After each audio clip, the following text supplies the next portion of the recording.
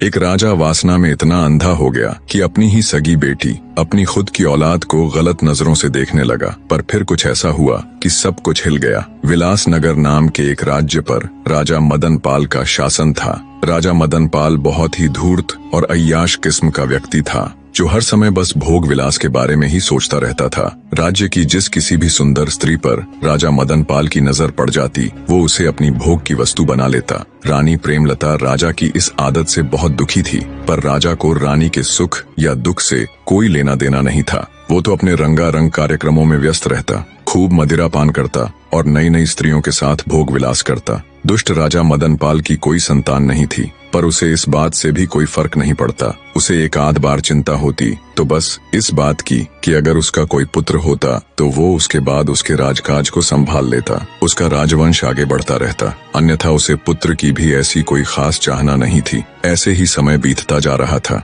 रानी प्रेमलता बेचारी किसी तरह अपने दिन काट रही थी। एक दिन रानी की तबीयत बिगड़ गई। राजवैद्य को बुलाया गया। जब राजवैद्य ने रानी की जांच की तो पता चला रानी प्रेमलता गर्भ से थी। ये खबर जब राजा मदन पाल को लगी तो उसे बहुत सुकून मिला। उसकी आदतों में कुछ सुधार होने लगा, पर यह सुधार बहुत ही कम समय तक था। 9 माह बाद रानी प्रेमलता ने एक बहुत ही अद्भुत और सुंदर कन्या को जन्म दिया। पुत्र की राह देखने वाले राजा को जब इसकी खबर लगी तो उसके खून का पानी होते देर न लगी। उसने तुरंत रानी के पास संदेशा भिजवाया कि उसकी कोख से जन्म लेने वाली लड़की का वो कभी मुख तक नहीं देखेगा। वो अपनी बेटी को मुझसे दूर ही रखे। अगर कभी मुझे वो नजर आई तो मैं तुरंत रानी सहित उसको मृत्यु के घाट उतार दूंगा। बेचारी रानी को जब राजा का ये संदेश मिला तो वो खून का घूंट पीकर रह गई। इसके अलावा वो बेचारी और कर भी क्या सकती थी। अब रानी के पास एक सहारा था, तो वो थी उसकी नवजात कन्या। रानी को तो पुत्री के रूप में जैसे नया जीवन मिल गया था। अत्यंत सुंदर नयन नक्श वाली उस अद्भुत कन्या में तो जैसे रानी प्रेमलता के प्राण बसते थे।